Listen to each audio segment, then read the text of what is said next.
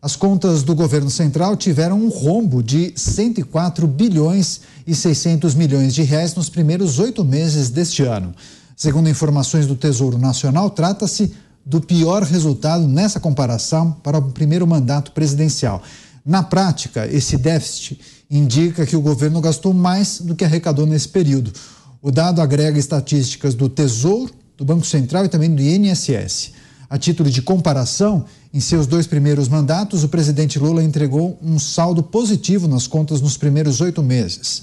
Em 2003, o superávit foi de 107 bilhões de reais. E em 2007, o desempenho foi melhor, inclusive, 129 bilhões de reais. Vamos começar com o José Maria Trindade. Zé, queria pedir a sua análise acerca desses números. O que pode explicar esse déficit, esse resultado negativo? Pois é o equilíbrio entre o que o governo arrecada e o que o governo gasta. É um assunto muito importante. O mercado está de olho e desconfiado de que esta promessa do governo em déficit zero não será cumprida. Por que não será cumprida? O mercado entende que pela postura do governo e pelas ações e gastos, esse déficit é apenas uma promessa do governo e que é de difícil execução. A própria ministra do Planejamento, Simone Tebet, veio a público dizer que para cumprir essa promessa do déficit zero é preciso encontrar uma arrecadação de 160 bilhões de reais e é muito difícil. Não dá para aumentar impostos, o Congresso não aprova o aumento de impostos, não dá para aumentar a arrecadação assim. Então o próprio mercado está reestimando, inclusive vários pontos, como juros e tal. O presidente do Banco Central, Roberto Campos Neto, teve uma conversa com o presidente Lula e ele avalia que o governo está certo em manter a promessa e em manter um esforço do déficit zero. Mas na própria fala dele, ele não fala claramente, mas ele deixa claro de que seria apenas a promessa de déficit zero. E isso aí, esse rombo nas contas públicas mostram exatamente que o governo está gastando mais do que deveria. E há, inclusive, uma queda na arrecadação.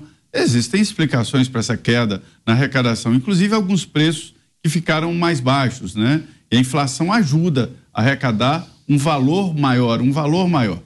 Então, é um indicativo muito claro, e o mercado está contando com isso, né? Um indicativo muito claro de que o governo não vai conseguir cumprir a promessa do déficit zero, ou seja, equilíbrio entre arrecadação e gastos. É isso, o rombo nas contas do governo ultrapassa 100 bilhões de reais. Roberto Mota, pode ser o reflexo também daquela PEC que foi aprovada na transição, alguns chamavam de PEC da gastança, PEC fura-teto, enfim. Mas isso está diretamente ligado à maneira de se administrar um país? Isso está diretamente ligado, Daniel, às ideias. São as ideias que estão por trás disso, né? É a tal colheita que eu falei. Eu faço um desafio ao nosso espectador, ao nosso ouvinte. Pega um papel e uma caneta. E aí escreve aí esse número que eu vou ditar. 6 trilhões 265 bilhões 380 milhões de reais. Essa é a dívida do governo federal. Essa é a herança que nós vamos deixar para nossos filhos e para nossos netos. Essa dívida só vai aumentar se nós continuarmos com as mesmas ideias. Ô Mota, o que assusta nisso aí e que me aflige é que só o serviço da dívida, o que se paga por ano, é de 2 trilhões. Emenda, Mota. Não, é isso aí. Isso é para explicar para o público. Às vezes essas questões vêm embaladas num linguajar técnico que é de propósito, meus amigos, que é para ninguém entender. Essa questão de dívida pública é o seguinte: imagine um pai de família que ganha R$2.000 por mês, tá? 2.000. Só que ele resolve gastar todo mês 5.000. O que acontece? Esses 3.000 que faltam, ele vai pegar no banco, ele vai pegar no agiota, ele pede emprestado a um parente, e isso continua ano após ano, após ano, após ano. Depois de 10, 15 anos, aquela dívida que começou com R$3.000, já está em vários milhões. É uma dívida, meus amigos, impagável. Cada governo que entra aumenta essa dívida, com raríssimas exceções. Essa é a herança maldita que espera os nossos filhos. São eles que vão ter que um dia lidar com isso. Pois é, esses são aspectos importantes. Esse tipo de exemplo é fundamental para que o grande público compreenda a dificuldade que é um país estar endividado nesse índice. Agora, Dantas, o nível de endividamento acaba impactando demais na capacidade de investimento de um governo em áreas sensíveis, cruciais e importantes, sobretudo educação, saúde, por aí vai, né? Sem dúvida.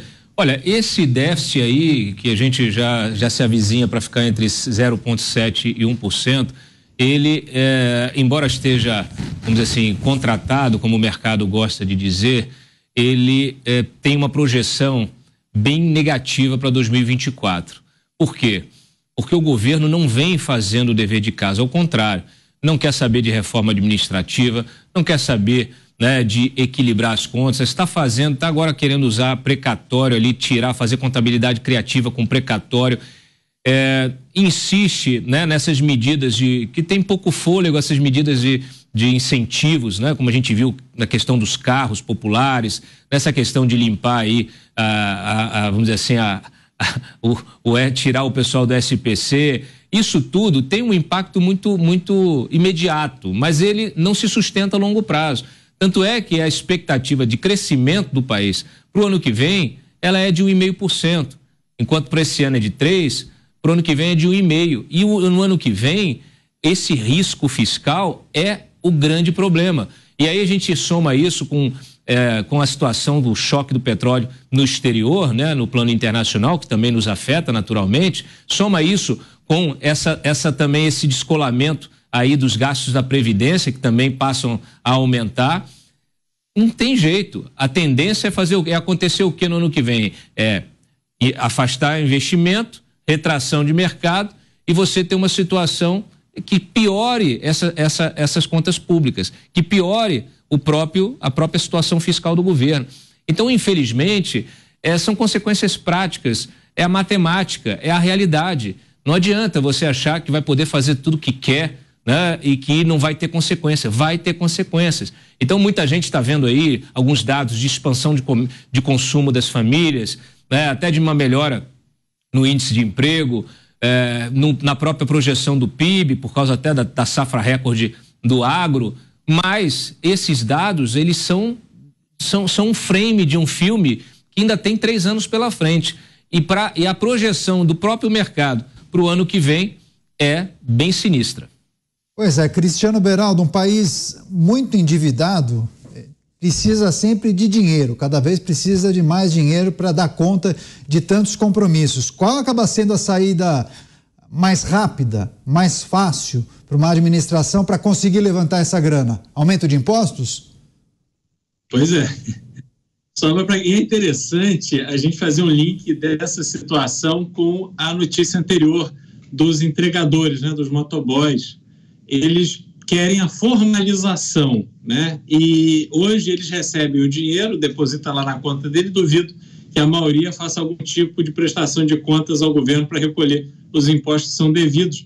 E vai sobrar justamente para gente, trabalhadores deste nível, pessoas que hoje são consideradas pelo governo como fora da máquina de arrecadação e que vão ser inseridas. Por isso que eu vejo com muita preocupação a utilização do Pix, por exemplo, porque é uma informação muito bem tratada que chega até o governo dando uma facilidade enorme de começar a morder em tributos parte da renda que as pessoas estão tendo, sobretudo pessoas de baixa renda.